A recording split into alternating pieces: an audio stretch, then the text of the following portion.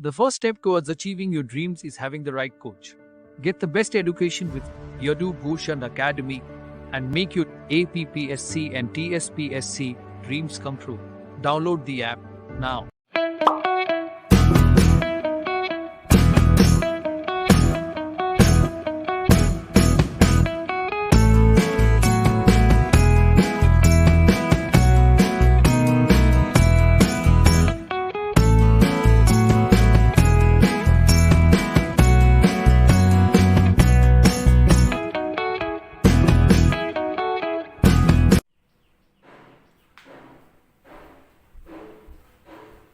Hi friends, welcome to Yadu Bhushan Academy and welcome to Librarian online classes. This is a previous papers analysis MES Librarian exam 2019 సంబంధించినటువంటి part 4 ఇది. మనము నవోదయ విద్యాలయ సమితి వారు 2019 అక్టోబర్లో నిర్వహించినటువంటి ప్రశ్న పత్రాన్ని విశ్లేషించుకుంటున్నాము. ఆ ప్రశ్న పత్రంలో మొత్తము 100 ప్రశ్నలు ఉన్నాయి. మొదటి భాగంలో 25 ప్రశ్నల్ని, రెండవ భాగంలో 25 ప్రశ్నల్ని, మూడవ భాగంలో 25 ప్రశ్నల్ని చర్చించుకున్నాము. ఇది 4వ భాగము. దీనిలో మిగిలినటువంటి 25 ప్రశ్నలు చర్చించుకుంటే మొత్తం 100 ప్రశ్నలు చర్చించుకోవడం జరుగుతుంది. ఈ విధంగా మనము ఎగ్జామినేషన్ పాయింట్ ఆఫ్ వ్యూలో కనీసం ఒక 10 నుంచి 20 ప్రీవియస్ పేపర్స్ని అనాలిసిస్ చేసుకుంటే లైబ్రరీకి సంబంధించినటువంటి ఎలాంటి కాంపిటేటివ్ ఎగ్జామినేషన్స్లో అయినా మనం విజయం సాధించడానికి అవకాశం అనేటువంటిది ఉంటుంది. రైట్, క్వశ్చన్స్ లోపలికి వెళ్దాము. 75 క్వశ్చన్స్ వరకు కంప్లీట్ అయిపోయింది. నెక్స్ట్ 76th క్వశ్చన్, 76వ ప్రశ్న. Which of the following has stopped publishing in the print since 2012? 2012 నుంచి ఈ కింది వాటిల్లో ఏది ప్రింట్ని ఆపివేయడం జరిగింది, పబ్లిష్ చేయడం? మొదటిది కీసింగ్స్ కాంటెంపరీ ఆర్కైవ్సా, యూరోపా వరల్డ్ ఇయర్ బుకా, న్యూ ఎన్సైక్లోపీడియా బ్రిటానికానా, Times of India director? Very simple, new encyclopaedia Britannica. New encyclopaedia Britannica దీనికి సంబంధించినటువంటి పబ్లికేషన్ ప్రింట్ అనేటువంటిది 2012 నుంచి ఆగిపోయింది. ఇక్కడ latest print edition of encyclopaedia Britannica 15th edition was published in the year 2010. 2010లో print అయింది. ఇది లాస్ట్. ఎన్ని వాల్యూమ్స్ ఉన్నది? 32 వాల్యూమ్స్ ఉంది, గుర్తుపెట్టుకోవాలి. 32 వాల్యూమ్స్. లాస్ట్ ప్రింట్ అయింది ఎప్పుడు? 2010లో ప్రింట్ అయింది. అది ఎన్నవ ఎడిషను? 15వ ఎడిషను. దాంట్లో 32,640 పేజీలు ఉన్నాయి, గుర్తుపెట్టుకోవాలి. 32,640 పేజీలు ఉన్నాయి. 2012లో ఈ సంస్థ అనౌన్స్ చేసింది ఏమని? ఇంకా మేము ప్రింట్ వెర్షన్ని ఫ్యూచర్లో నిలిపివేస్తున్నాము, ప్రింట్ వర్షన్ ఉండదు, ఆన్లైన్ ఉంటుందని మనకి చెప్పడం జరిగింది. Most important question. తప్పనిసరిగా ఇట్లాంటివి ఎగ్జామినేషన్స్లో మనల్ని అడుగుతున్నారు కాబట్టి వాళ్ళు ఈ ఎగ్జామినేషన్లో దీన్ని అడగడం జరిగింది. ఎన్సైక్లోపీడియా బ్రిటానికా మీద తప్పనిసరిగా ప్రశ్న ఉంటుంది. మనం ఆల్రెడీ క్లాస్లో చాలా డీటెయిల్గా డిస్కస్ చేసుకున్నాము, ఓకేనా? ఇది 76వది. నెక్స్ట్ 77, 77వ ప్రశ్న. What do you mean by bulletin board service? Bulletin board service అంటే ఏంటిది? It is closely related to email systems. A. B, it is a communication system. C, it has a single large mail box. D, all the above అన్నాడు. ఈ పై 3 కూడా సంబంధం ఉంది కాబట్టి bulletin board service అంటే 3 సర్వీసులకు సంబంధించింది అని అర్థము. Very simple question. కాబట్టి బులెటిన్ బోర్డు సర్వీస్కి సంబంధించి కూడా మనల్ని ప్రశ్నలు అడుగుతున్నారు. బులెటిన్ బోర్డు సర్వీస్ గురించి కూడా మనము తెలుసుకోవాలి. ఇది 77 క్వశ్చన్. నెక్స్ట్ ఇక్కడ bulletin board service is refer to the text based online communication. Text based online communication that users can login to over the internet. ఇంటర్నెట్లోకి లాగిన్ అయ్యి డెడికేటెడ్ సాఫ్ట్వేర్ ద్వారా login అయ్యి దాంట్లో చూడడానికి అవకాశం అనేటువంటిది ఉంటుంది. ఏది? దీని ద్వారా. It is a place in cyber place. Cyber ప్లేస్లో ఉండేటువంటి ప్లేస్ ఇది. Where you can meet people with similar interest. అంటే మనలాంటి అభిరుచులు ఉన్నటువంటి ప్రజలను దీనిలో కలుసుకోవచ్చు. అండ్ ఎక్స్చేంజ్ మెసేజెస్, మన యొక్క సందేశాలను వాళ్ళతోని, వాళ్ళ యొక్క సందేశాలను మనం పంచుకోవచ్చు. However it is not in the real time service. ఇది రియల్ టైమ్ సర్వీస్ కాదు. అంటే మనం మెసేజ్ చేస్తుంటే వాళ్ళు వెంటనే మెసేజ్ చేయరు. లేక చాట్ కానీ అట్లాంటి సర్వీస్ కాదు. Users can login to see the post. వాళ్ళంతా పోస్ట్ చేసిన తర్వాత మనం లాగిన్ అయ్యి మనం చూడాలి. Discuss specific topics and share files similar to email. ఒక ఈమెయిల్ లాగా ఎట్లుంటుందో మనం డిస్కస్ చేసిన తర్వాత చూసి వాళ్ళు డిస్కస్ చేస్తారు. అట్లాంటి సర్వీసే బులెటిన్ బోర్డ్ సర్వీస్ అని మనము చెప్పుకోవచ్చును. Next 78 question number 78. Who categorized information sources into conventional, non conventional, neo conventional and micro documents. ఇది మనం క్లాస్లో చర్చించుకున్నాం ఆల్రెడీ. ఇన్ఫర్మేషన్ సోర్సెస్ని 4 రకాలుగా విభజించింది ఎవరు? SR Ranganathan, Grogan, Hanson, Bradford. మనకు తెలిసినటువంటి ఈ క్లాసిఫికేషన్ అయితే ఎస్ఆర్ రంగనాథన్ గారు చేసినటువంటి classification.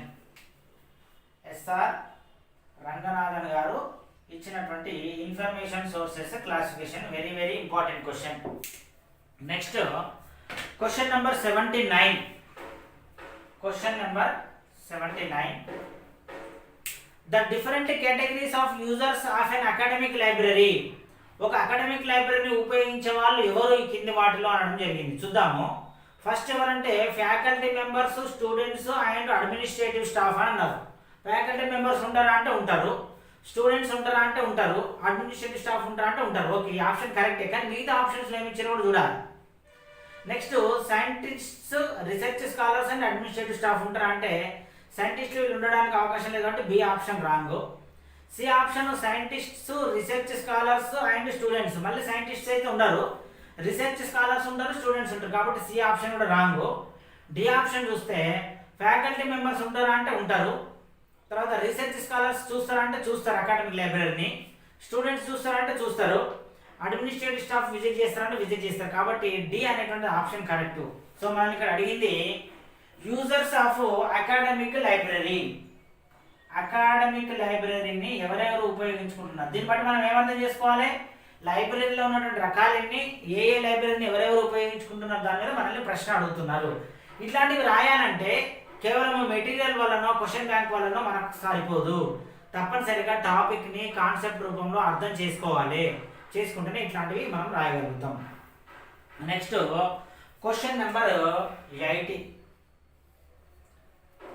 Articles published in research journals. Research journals అంటే పరిశోధనాత్మకమైనటువంటి జర్నల్స్లో ప్రచురించబడేటువంటి ఆర్టికల్స్, వ్యాసాలు ఏ రకానికి చెందుతాయి? రెఫరెన్స్ సోర్సెస్ అంటామా, సెకండరీ సోర్సెస్ అంటామా, ప్రైమరీ సోర్సెస్ అంటామా, టెర్షియరీ సోర్స్ అంటామా? ఇవి ప్రైమరీ సోర్సెస్ సంబంధించింది. వెరీ సింపుల్, మనం ఆల్రెడీ డిస్కస్ చేసుకున్నాం. ఇవి ప్రైమరీ సోర్సెస్ రీసెర్చ్ జర్నల్స్లో ప్రచురించబడేవాడి మనము ప్రైమరీ సోర్సెస్ కింద పరిగణిస్తాం. కాబట్టి మనకి సోర్సెస్ గురించి తప్పనిసరిగా మనల్ని ప్రశ్న అడుగుతున్నారు. అంటే ప్రైమరీ సోర్స్ యొక్క డెఫినేషన్, ఎగ్జాంపుల్స్, సెకండరీ సోర్స్ యొక్క డెఫినేషన్స్, ఎగ్జాంపుల్స్, టెర్షియరీ సోర్సెస్ యొక్క డెఫినేషన్స్, ఎగ్జాంపుల్స్ కూడా మనకు అన్ని తెలిసి ఉండాల్సినటువంటి అవసరం ఉంది. ఇది question number 80. Next 81. Question number 81. What is the third in the trinity of the library along with users and documents?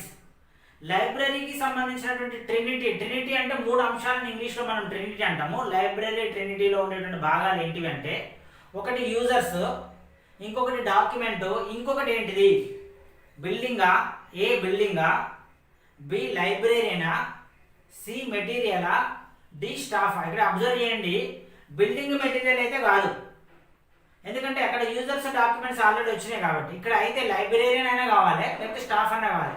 Librarian అంటే కేవలం ఒక లైబ్రరీన్ ఒక్కరే ఉంటారు, స్టాఫ్ అంటే అందరూ కూడా ఇన్వాల్వ్ అయి ఉంటారు. కాబట్టి లైబ్రరీ ట్రినిటీలో మనం భాగంగా తీసుకున్నప్పుడు యూజర్స్, డాక్యుమెంట్స్ అండ్ స్టాఫ్ 3 వస్తాయి.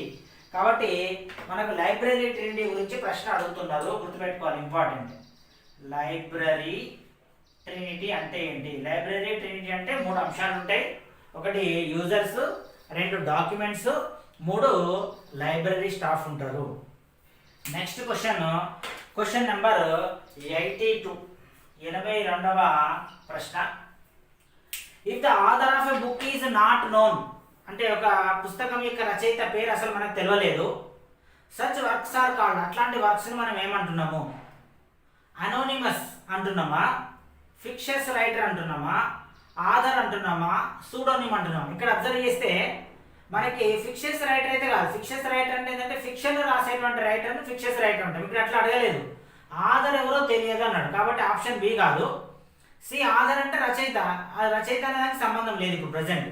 అంటే అయితే అనోనిమస్ అయినా అయి ఉండాలి, లేదా సూడోనిమస్ అయినా ఉండాలి. ఇక్కడ అనోనిమస్ అంటే అనామక రచయిత అని అర్థం, పేరు తెలియనటువంటి రచయిత. సూడోనిమ్ అంటే ఏంటంటే ఒక రచయిత ఒక పేరు ఒకటి ఉంటుంది, ఇంకొక కొత్త పేరుతో మారు పేరుతో రాస్తాడు, దాన్ని సూడోనిమ్ అంటారు. కాబట్టి ఉన్న 4 ఆప్షన్స్ ఏది కరెక్ట్? అనోనిమస్ అనేటువంటిది కరెక్ట్. ఆధార్ పేరు తెలియనప్పుడు అనోనిమస్ అంటాము, ఆధార్ పేరుకి బదులుగా వేరే పేరుతో రాసినప్పుడు దాన్ని సూడోనిమస్ అంటాము. కాబట్టి ఇట్లాంటి చిన్న చిన్నవి కూడా అడగటానికి అవకాశం ఉంటుంది. సో అనోనిమస్ రైటర్ అని మనము చెప్పుకోవాలి. రైట్. క్వశ్చన్ నెంబర్ 82 కంప్లీట్ అయింది. Next question number 83. How much area of the total space was recommended by Ranganathan to be allotted for each reader in a library building? Very simple question. ఒక library building లో ఒక user కి ఎంత space allot చేయాలని రంగనాథన్ గారు decide చేయడం జరిగింది. 27 square ఫీట్ల, 25 స్క్వేర్ ఫీట్ల, 20 స్క్వేర్ ఫీట్ల, 30 స్క్వేర్ ఫీట్ల. మనకు తెలిసినటువంటి ఆన్సరే very simple. 25 square feet allot చేయాలి. 25 స్క్వేర్ ఫీట్ అలాట్ చేయాలి రంగనాథన్ గారు చెప్పినటువంటిది. ఇది 83వ ప్రశ్న. Very simple direct question. Next question number 84 question. What are the techniques of marketing? Marketing కి సంబంధించినటువంటి టెక్నిక్స్ ఏంటి అని అడిగిండు. ఇట్లాంటివి మీరు చాలా జాగ్రత్తగా అబ్జర్వ్ చేయాలి. ఈ మార్కెటింగ్ కానీ మేనేజ్మెంట్ కి సంబంధించిన ప్రశ్నలు అడిగితే చాలా డిఫికల్ట్గా ఉంటాయి, ఎందుకంటే అవి థియరీ బేస్డ్ ఉంటాయి. మనకు సబ్జెక్ట్ యొక్క నాలెడ్జ్, కంటెంట్, వీడియో క్లాసెస్ వినకపోతే కేవలం మెటీరియల్ ద్వారా, కేవలం బిట్ బ్యాంక్ ద్వారా వీటికి ఆన్సర్ చేయలేము. చాలా మంది స్టూడెంట్స్ నన్ను అడుగుతుంటారు, సార్ మెటీరియల్ మీరు చెప్పేదంతా ఒక ప్రింట్ చేసి ఇవ్వండి, లేకపోతే ఒక బిట్ బ్యాంక్ ఇవ్వండి, నేను చదువుకుంటామని. అట్లా రాదు. నేను రాసిచ్చిన మెటీరియల్ వల్ల కూడా నీకు ఉపయోగం ఉండదు. ఎందుకంటే మెటీరియల్ రాయటంలో డీటెయిల్గా రాస్తాము, దాంట్లో నీకు ఏ కాన్సెప్ట్ అవసరం అనేది నువ్వు సినాప్సిస్ రాసుకోవాలి. బిట్ బ్యాంక్ వల్ల ఉపయోగం ఉండదు. బిట్ బ్యాంక్ వల్ల క్వశ్చన్ ఆన్సర్లు ఉంటాయి. ఇప్పుడు దీన్నే మీకు ప్రింట్ రూపంలో ఇచ్చిన అనుకోండి, ఏం లాభం ఉంటుంది? లాభం ఉండదు. కానీ నేను ఇక్కడ ఎక్స్ప్లెనేషన్ చేస్తున్నా కదా, ఈ ఎక్స్ప్లెనేషన్ మీకు అవసరము. ఎందుకంటే చాలా మంది స్టూడెంట్స్ బిఎల్ఐసి కానీ ఎంఎల్ఐసి కానీ మోర్ దెన్ 90% కరెస్పాండెన్స్లో అంటే ఓపెన్ యూనివర్సిటీల్లో డిస్టెన్స్ ఎడ్యుకేషన్ చేసారు. వాళ్ళ దగ్గర ఎగ్జామినేషన్కి సంబంధించి వాళ్ళు అప్పటి పాస్ అయ్యేటువంటి మందమే, అప్పటి వరకే వాళ్ళు చదివి థియరీ ఎగ్జామ్స్ మాత్రమే పాస్ అయి ఉన్నారు. బిఎల్ఐసి వాళ్ళు కావచ్చు, ఎంఎల్ఐసి వాళ్ళు కావచ్చు. కానీ వాళ్ళ దగ్గర డెప్త్ కంటెంట్ లేదు, గాఢమైనటువంటి సబ్జెక్ట్ నాలెడ్జ్ లేదు. అట్లా ఉంటేనే పోటీ పరీక్షల్లో చాలా డెప్త్గా అడుగుతారు. మళ్ళీ చాలా మైనస్ పాయింట్ ఏంటంటే కాంపిటేటివ్ ఎగ్జామినేషన్ చాలా వాటికి బిఎల్ఐసి క్వాలిఫికేషన్ ఉంది, కానీ మనం సబ్జెక్టులు చూస్తే, సిలబస్ చూస్తే ఎంఎల్ఐసిలో ఉన్నటువంటి టాపిక్స్ కూడా ఒక 40% టాపిక్స్ ఉన్నాయి. అంటే కేవలం బిఎల్ఐసి చేసిన వాళ్ళకు ఎంఎల్ఐసి టాపిక్స్ ఎంత చదువుతారు? చదవలేరు. పోనీ మీరు ఎంఎల్ఐసి కూడా చదివినారు అనుకుందాము, మీరు ఎంతవరకు చదివినరు? కేవలము ఆ 4-5 సబ్జెక్టులు పాస్ అయ్యేంత వరకు ఎగ్జామినేషన్ ముందు ఒక 1 వీక్ గైడ్ తెచ్చుకున్నా, చదివిన పాస్ అయ్యారు, అయిపోయింది. సబ్జెక్టు డెప్త్ కంటెంట్ లేదు. అంటే 2 రకాల నష్టం ఉంది. బిఎల్ఐసి చదివిన వాళ్ళకు బిఎల్ఐసి నాలెడ్జ్ ఉంది, అది కూడా మీకు థియరిటికల్ నాలెడ్జ్ ఉంది, ప్రాక్టికల్ నాలెడ్జ్, ఎగ్జామినేషన్ నాలెడ్జ్ లేదు. ఎంఎల్ఐసి నాలెడ్జ్ అసలు లేదు. పోనీ ఎంఎల్ఐసి కూడా చేసారు, అది కూడా థియరిటికల్ నాలెడ్జ్ ఉంది, కాంపిటేటివ్ నాలెడ్జ్ లేదు. అట్లాంటప్పుడు మీరు లైబ్రరీకి సంబంధించిన ఎగ్జామ్స్ ఎట్లా సక్సెస్ అవుతారు? ఏదో లైబ్రరీన్ సైన్స్ అనేటువంటిది ఏదో సోషల్ సైన్స్, హిస్టరీ, జాగ్రఫీ లాంటిది ఊరికే చదువుకుంటూ వస్తాను అనుకుంటున్నారు, కానీ అది చాలా తప్పుడు అభిప్రాయం. అభిప్రాయం అంటే వదిలించుకోండి. ఇది ఒక science, library and information science. It is equal to mathematics, it is equal to physics, it is equal to chemistry, it is equal to biology. వాటికి ఎంత కష్టపడితే, ఎంత సబ్జెక్ట్ అర్థం చేసుకుంటే, టీచర్ ఎంత ఎక్స్ప్లెనేషన్ చేస్తే అది అర్థమవుతుంది. ఒక మ్యాథమెటిక్స్ నీ ఓన్ నువ్వు చేసుకుంటావా? ఫిజిక్స్ నీకు ఓన్గా నీకు అర్థమవుతుందా? కాదు. ఎందుకంటే ఒకరు ఎక్స్ప్లెయిన్ చేయాలి. ఈ library and information science is also a science subject. So you should acquire the complete video classes. Video classes నీకు ఉండాల్సిందే. వీడియో క్లాసెస్ ఉన్న తర్వాత నీకు కంటెంట్ అర్థమవుతుంది, కాన్సెప్ట్ వస్తుంది. అప్పుడు నువ్వు షార్ట్గా రాసుకోవాలి. మేము ఇస్తాం డీటెయిల్ నోట్స్, ఇచ్చినా నువ్వు షార్ట్గా రాసుకోవాలి. దాన్ని రాసుకున్న తర్వాత మళ్ళీ నువ్వు టెస్టులు రాయాలి, యూనిట్ వైజ్ టెస్టులు రాయాలి, తర్వాత రివిజన్ టెస్టులు రాయాలి, గ్రాండ్ టెస్టులు రాయాలి, ఇట్లాంటి ప్రీవియస్ క్వశ్చన్స్ రాయాలి. రాస్తే అప్పుడు నీకు సబ్జెక్ట్ మీద గ్రిప్ వస్తుంది. ఒక పుస్తకం 500 రూపాయలు పెట్టి కొనుక్కుంటే 500 పేజీలు ఉంటాయి, దానిలో మెటీరియల్ ఉంటే చదువుకుంటే నాకు ఉద్యోగం రాదు. ఎందుకంటే ఇట్లా వీడియో క్లాసెస్ తీసుకొని 5 నెలలు 6 నెలలు సంవత్సరం ఎవరైతే ప్రిపరేషన్ అవుతున్నారో వాళ్ళని మీరు తట్టుకోలేదు. కేవలం ఒక పుస్తకమో కేవలం ఒక క్వశ్చన్ బ్యాంక్ బిట్ బ్యాంక్ చూసిన వాళ్ళు మీరు తట్టుకోలేదు. ఎందుకంటే వాళ్ళకి ఇట్లాంటి క్వశ్చన్స్ అన్నిటి మీద డెప్త్ అవగాహన ఉంటుంది, వాళ్ళే 100% సెలెక్ట్ అవుతారు.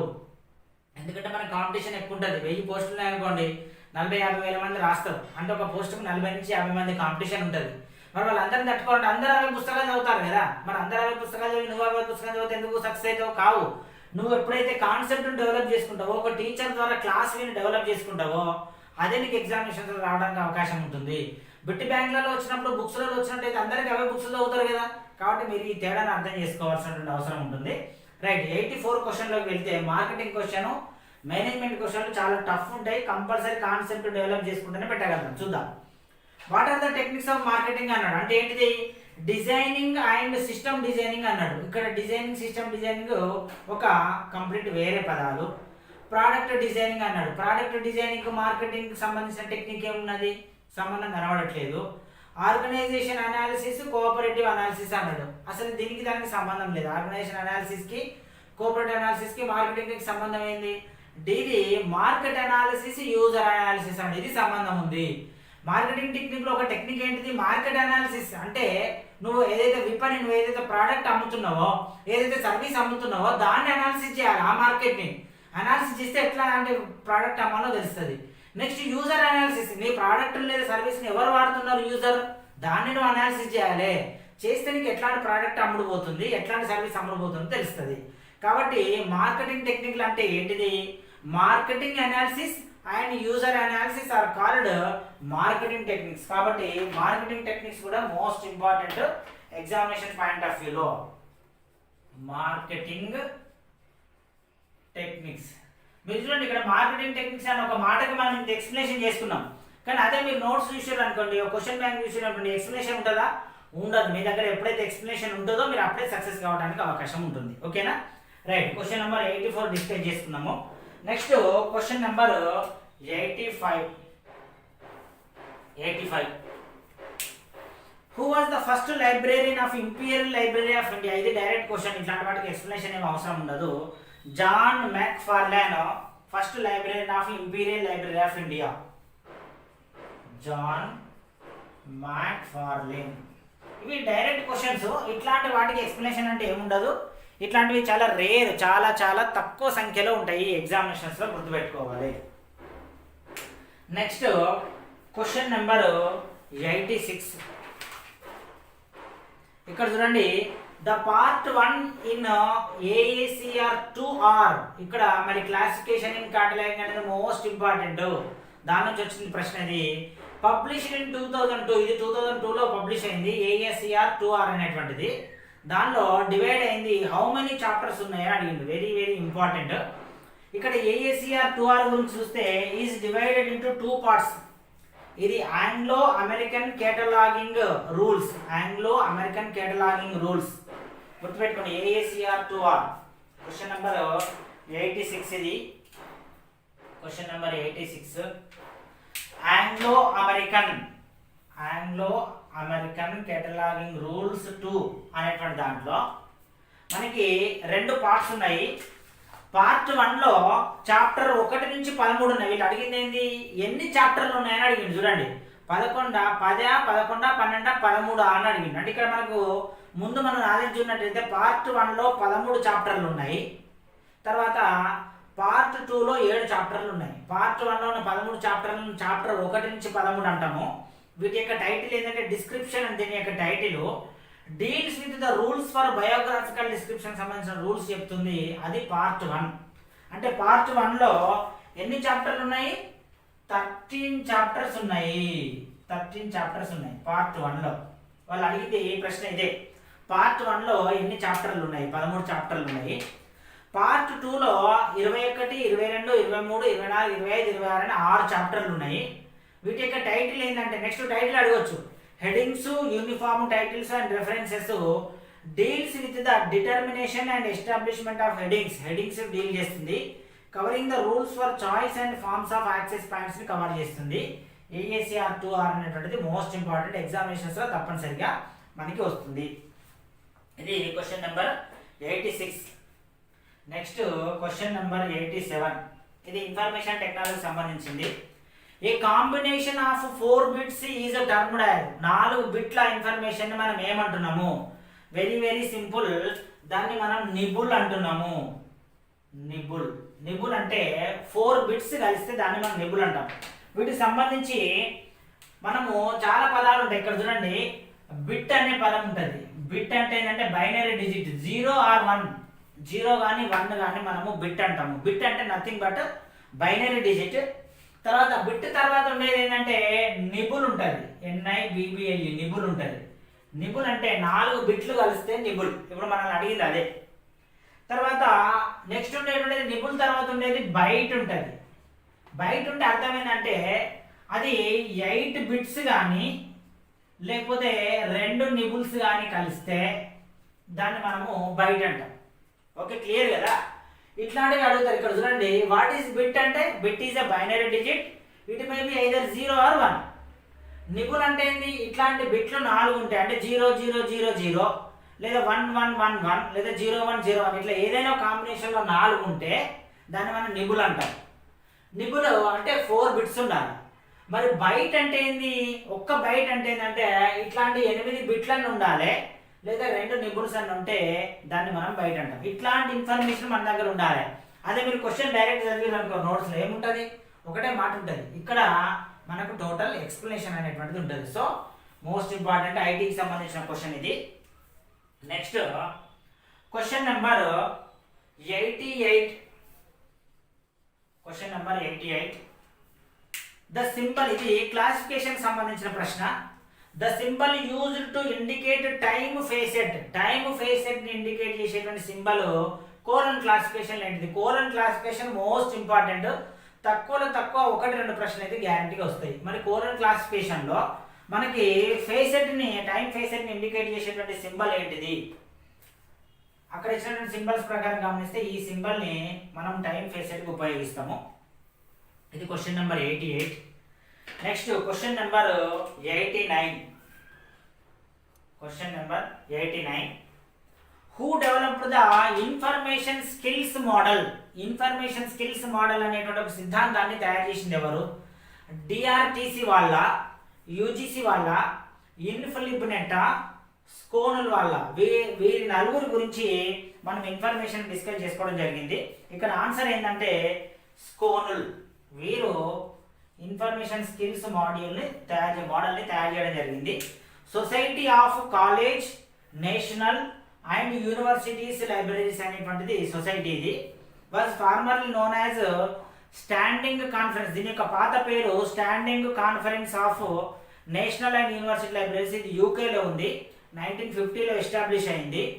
1999లో ఈ స్కోనల్ అనేటువంటి సంస్థ working group of and information literacy అనేటువంటి ఒక గ్రూపు, దీంట్లో ఉన్న ఒక గ్రూపు information skills in higher education అనేటువంటి ఒక మోడల్ని డెవలప్ చేయడం జరిగింది.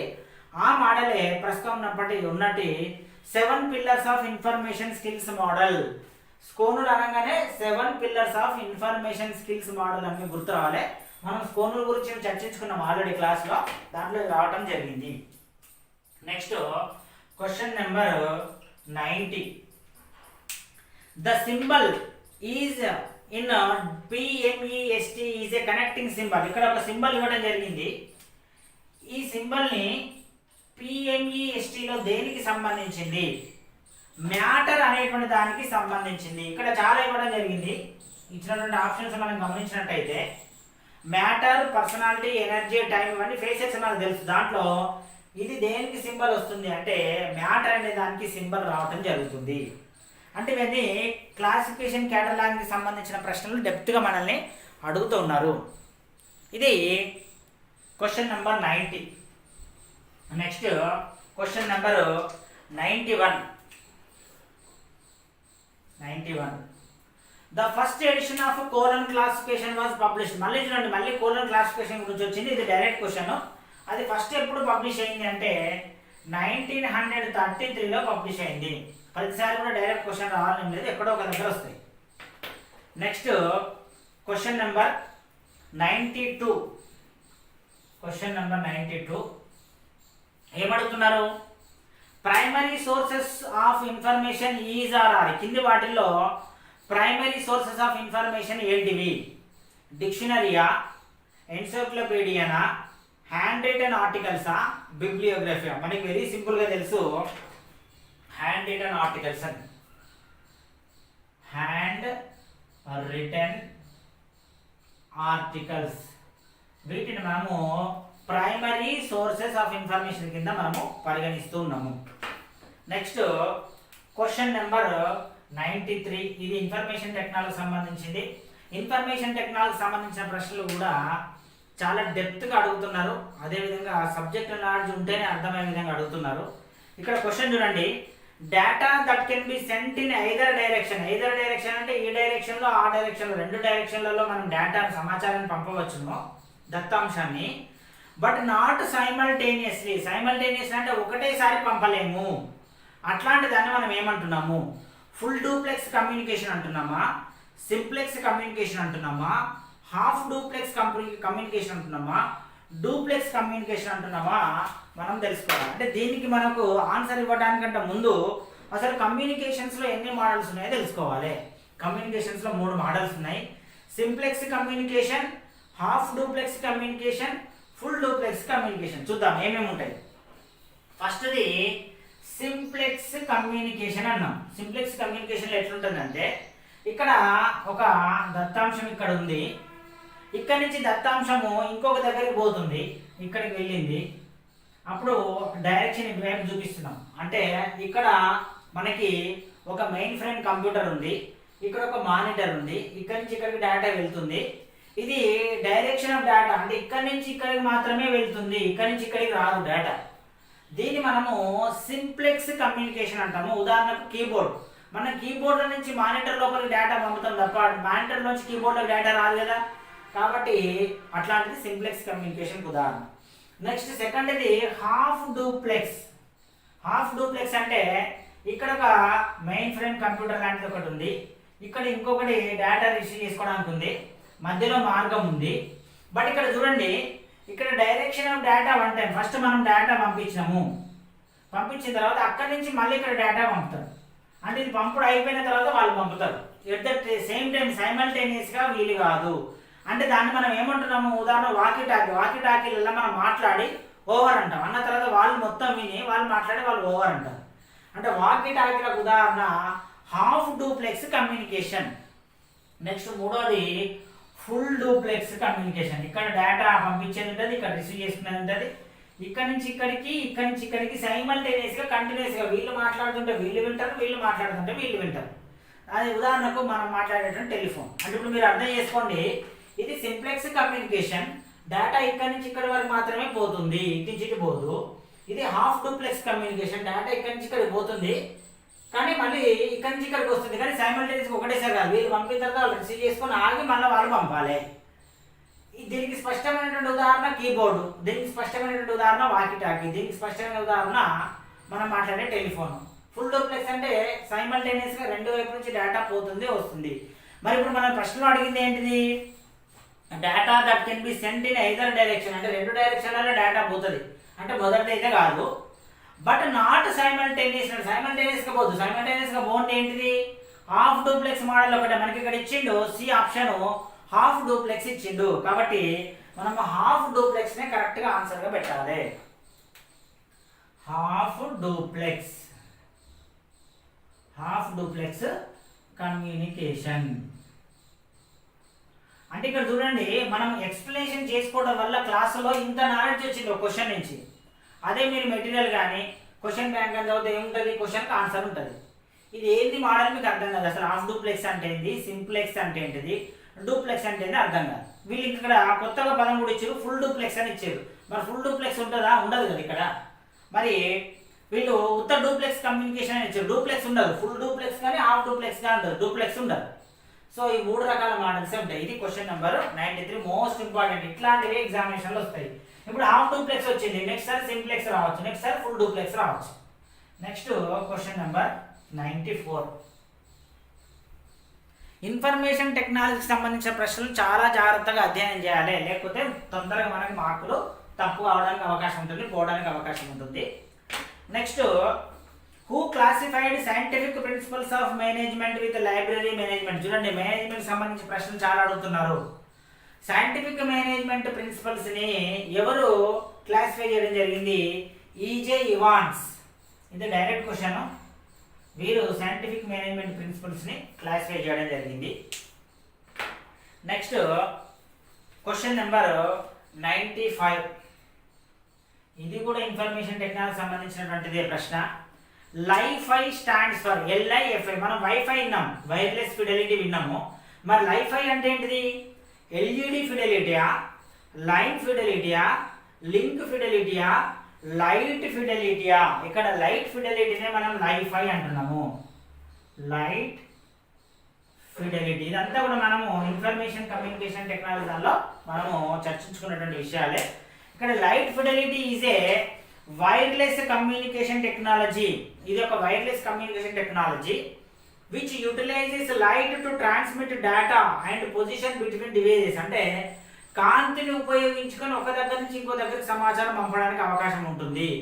వయా ఎల్ఈడి లైట్ల ద్వారా కానీ ఇన్ఫ్రారెడ్ లైట్ల ద్వారా కానీ సమాచారాన్ని పంపుతుంది. అంటే కాంతి ఉంటేనే సమాచారం పోతుంది, లేకపోతే పోదు.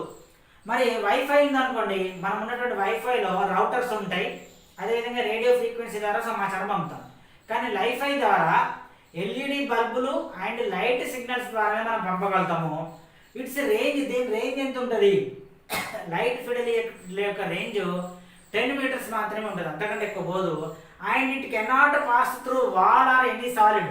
ఏదైనా వాల్ మధ్యలో గోడ అడ్డం ఉందనుకో లైట్ పాస్ అవుతుందా? లైట్ పోదు. లైట్ ఎక్కడికి పోతే అక్కడికి ఇన్ఫర్మేషన్ పోతుంది. కాబట్టి దీని యొక్క మెయిన్ ఎంట్రన్స్ ఏంటంటే గోడలు అడ్డంగా ఉంటే, ఏదైనా సాలిడ్ ఆబ్జెక్ట్ కనుక అడ్డంగా ఉంటే ఈ లైఫై అనేది పనిచేయదు. ఇది ప్రయోగ దశలోనే ఉంది. 2000 ఇయర్లో నుంచి ప్రయోగ దశలోనే ఉంది. 2020లో మరి దీన్ని పాసిబుల్ అవుతుందని శాస్త్రవేత్తలు అనుకున్నారు. కొంతకాలం ఇది నడుస్తున్న ప్రయోగాలు అయితే దీనిపై నడుస్తున్నవి. ఇట్లాంటివి కూడా మనల్ని ఎగ్జామినేషన్స్లో అడగడానికి అవకాశం అనేటువంటిది ఉంటుంది. ఇది question number 95. Next question number 96. The name of Professor G. Bhattacharya is associated with. Professor G Bhattacharya దేనితో సంబంధం ఉన్నటువంటి వ్యక్తి? చైన్ ఇండెక్సింగ్ గురించా, యూనిటర్మ్ ఇండెక్సింగ్ గురించా, ప్రెసిస్ గురించా, పాప్సీ గురించా? ఇక్కడ ప్రెసిస్ అంటే ఏంటంటే ప్రిజర్వ్డ్ కంటెక్స్ట్ ఇండెక్స్ సిస్టమ్ అనేటువంటిది డెరెక్ ఆస్టన్ అనే అతను 1968లో కనిపెట్టడం జరిగింది. ప్రెసిస్ గురించి కాదు. ఇక్కడ పాప్సీ గురించి అంటే పోస్టులేట్ బేస్డ్ పర్మ్యూటెడ్ సబ్జెక్ట్ ఇండెక్స్ అనేటువంటిది. దీన్ని జి భట్టాచార్య 1979లో డిఆర్టీసీలో అంటే డాక్యుమెంటేషన్ రీసెర్చ్ ట్రైనింగ్ సెంటర్ బెంగళూరులో ఉంటుంది. దాని నుంచి వీళ్ళు ఆ సంస్థ నుంచి వీళ్ళు డెవలప్ చేయడం జరిగింది.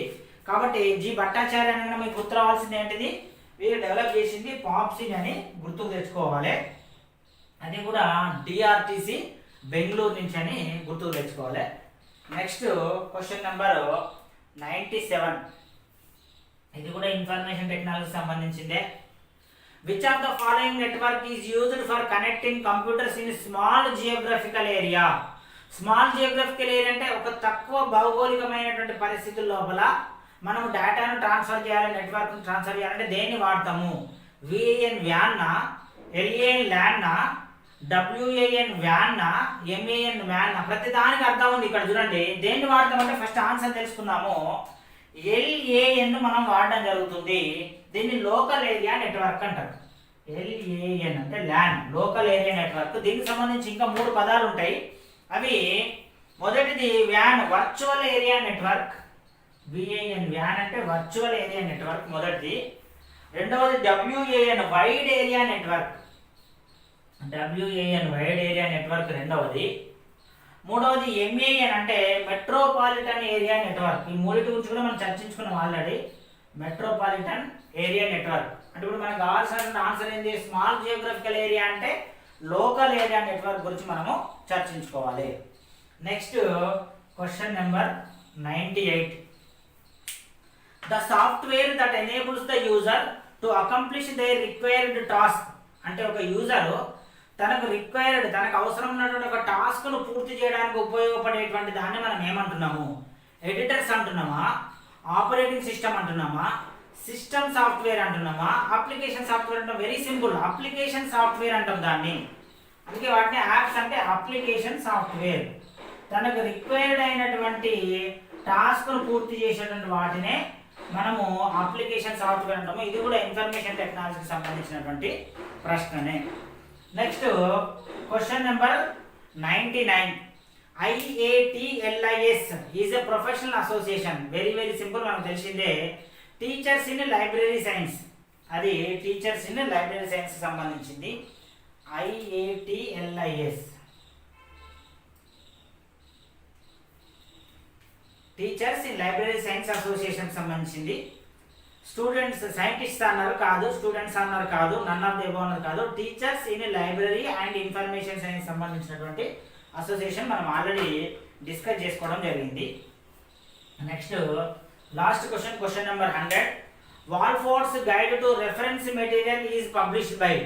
దీన్ని ఎవరు పబ్లిష్ చేయడం జరిగింది అంటే దీన్ని library association publishing London, library association publishing London అనేటువంటి సంస్థ దీన్ని పబ్లిష్ చేయడం అనేటువంటి జరిగింది. ఇవి నవోదయ విద్యాలయ సమితికి సంబంధించినటువంటి ఎగ్జామ్ 2019లో జరిగినటువంటి ప్రీవియస్ పేపర్ యొక్క డిస్కషను. ఈ విధంగా టోటల్ సబ్జెక్ట్ మనం డిస్కస్ చేసుకుంటేనే కాంపిటేటివ్ ఎగ్జామినేషన్స్లో మనం సక్సెస్ అవ్వడానికి అవకాశం ఉంటుంది. దీనికి సంబంధించి టోటల్ 4 వీడియోలు ఉన్నాయి. Part 1, part 2, part 3, part 4. ఈ 4 వీడియోలు కూడా మీకు యాప్లో ఫ్రీగా నేను అవైలబిలిటీలో పెట్టాను, చూసి మీరు పాయింట్స్ నోట్ చేసుకోవచ్చు. అదేవిధంగా ఈ క్వశ్చన్స్ అన్నిటికి సంబంధించిన నోట్స్ ఏదైతే ఉందో ఈ బుక్ ఎలక్ట్రానిక్ బుక్ ఫార్మాట్లో ఇవన్నీ ఇక్కడ ఒక పేజీలో 5 క్వశ్చన్లు రాసిన, అట్లా 100 క్వశ్చన్లు రాయడానికి నేనే చేతితో రాసినటువంటిది ఓన్ హ్యాండ్ రైటింగ్లో దాదాపు 20 పేజీలు పట్టింది. అదేవిధంగా దీనికి సంబంధించిన ఎక్స్ప్లెనేషన్ కూడా చూడండి. 1, 2, 3, 4, 5 అంటే 10 పేజీలు. ఇది 10 పేజీలు, ఇది 20 పేజీలు, మొత్తం 30 పేజీల మెటీరియల్ని ఈ బుక్ ఫార్మాట్లో మీకు యాప్లో అవైలబిలిటీలో ఉంచడం జరిగింది. మీరు దీన్ని చూసి యాజ్ ఇట్ ఈస్గా కంపల్సరీ నోట్ చేసుకోవాలి. మీరు నోట్ చేసుకోకుండా ప్రింట్కి పోవడానికి వీలు లేదు. ప్రింట్ చేసుకుంటే మీకు ఏది గుర్తుండదు. ఈచ్ క్వశ్చన్ని, ఈచ్ ఆప్షన్ని, అదేవిధంగా ఎక్స్ప్లెనేషన్ కూడా మీరు నోట్ చేసుకుంటే ఇప్పుడు 100 క్వశ్చన్లు మనం డిస్కస్ చేసినాం ఈ 4 క్లాసులలో. 100 క్వశ్చన్లతో పాటు అడిషనల్గా ప్రతి దగ్గర కూడా 2 ఇప్పుడు నిపుణులు డిస్కస్ చేసినప్పుడు ఇంకొక 2 పాయింట్స్ డిస్కస్ చేసినాం. ఇక్కడ మళ్ళీ ఇంకో 2 పాయింట్లు డిస్కస్ చేసినాం. ఇక్కడ ఒక ల్యాండ్ డిస్కస్ చేసినప్పుడు ఇంకొక 3 పాయింట్లు డిస్కస్ చేసినాం. అట్లా చూస్తే ఒక 100 క్వశ్చన్లు మనం ఎక్స్ప్లెనేషన్ చేసుకున్నప్పుడు ఇంకా అడిషనల్గా ఇంకో 100 క్వశ్చన్లు ఎక్స్ప్లెనేషన్ చేసుకున్నట్టే. కాబట్టి వీడియో కోర్స్ వల్లనే మీకు లాభం ఉంటుంది తప్ప నోట్స్ వల్ల కానీ అదే విధంగా బిట్ బ్యాంక్ వల్ల కానీ లాభం ఉండదు. కాబట్టి కంపల్సరీ వీడియో కోర్సెస్లో మీరు తీసుకోవాల్సినటువంటి అవసరం ఉంటుంది. కాంపిటేటివ్ ఎగ్జామ్ సక్సెస్ కావాలంటే, లేదు 500 రూపాయలు పెట్టి పుస్తకం కొనుక్కొని నేను పాస్ అవుతాను అనుకుంటే అదైతే సాధ్యం కాదు. ఇదంతా కూడా 4 వీడియోస్ చూడండి, పాయింట్స్ నోట్ చేసుకోండి. ఇది ఈ బుక్ ఫార్మాట్లో మీకు యాప్లో నేను అవైలబిలిటీలో ఉంచినాను. దాన్ని చూసి మీరు ఈచ్ అండ్ ఎవ్రీ పాయింట్ అయితే తప్పనిసరిగా నోట్ చేసుకోండి. టోటల్గా మనము లైబ్రరీ సైన్స్ సంబంధించిన కాంపిటేటివ్ ఎగ్జామ్ సక్సెస్ సాధించాలంటే ఇట్లా సబ్జెక్టుని మొత్తం 10 యూనిట్ల సబ్జెక్ట్ని దాదాపుగా 400 వీడియోల రూపంలో మేము ఎక్స్ప్లెనేషన్ చేయడం జరిగింది. 1200 పేజీలు ఇట్లాంటివి మీకు రాసి యాప్లో పెట్టడం జరిగింది. ఇట్లాంటి క్వశ్చన్స్ అన్నీ కూడా దాదాపుగా ఒక 6000 ప్రశ్నలకు మీకు జవాబులు టెస్ట్ల రూపంలో పెట్టడం జరిగింది. ఇదంతా కూడా మీకు 1 ఇయర్ వ్యాలిడీతో పెట్టడం జరిగింది. ఈ కోర్సును తీసుకుంటే మీరు లైబ్రరీ సైన్స్కి సంబంధించిన ఏ ఎగ్జామ్ అయినా యూజీసీ నెట్ కావచ్చు, AP SET, TS SET, KVS, NVS, Gurukula, APPSC, TSP ఏ లైబ్రరీ ఎగ్జామినేషన్స్ అయినా మీరు 100% విజయం సాధించడానికి అవకాశం అనేటువంటి ఉంటుంది. ఈ విధంగా శాస్త్రీయమైనటువంటి కోణంలో క్లాసెస్ చెప్పుకోవాలి, నోట్స్ ఉండాలి, టెస్టులు ఉండాలి, ప్రీవియస్ పేపర్స్ ఎక్స్ప్లెనేషన్ కూడా ఉండాలి. ఉన్నప్పుడే మీరు విజయం సాధించడానికి అవకాశం ఉంటుంది. ఈ కోర్సుకు సంబంధించి ఇంకా మీకు అడిషనల్గా ఇన్ఫర్మేషన్ కావాలంటే మీరు డిస్క్రిప్షన్లో ఇచ్చినటువంటి యాప్ లింక్ ద్వారా యాప్ను డౌన్లోడ్ చేసుకోవచ్చు. ఒక 40 పైన ఫ్రీ వీడియోలు పెట్టినాము, ఒక 100 పేజీల ఫ్రీ నోట్స్ పెట్టినాము, దాదాపు ఒక 200 ఫ్రీ క్వశ్చన్స్ పెట్టినాము. వాటన్నిటిని చూసి వాటన్నిటిని ప్రాక్టీస్ చేసుకొని తర్వాత మీరు వీడియో కోర్సులో జాయిన్ అయినట్టయితే ఒక 1 ఇయర్ వ్యాలిడిటీ ఉంటుంది కోర్స్ ఇది. మీరు 100% ఏ ఎగ్జామినేషన్లో సక్సెస్ అవ్వడానికి ఈ కోర్సు తోడ్పడుతుందని నేను భావిస్తున్నాను. All the best.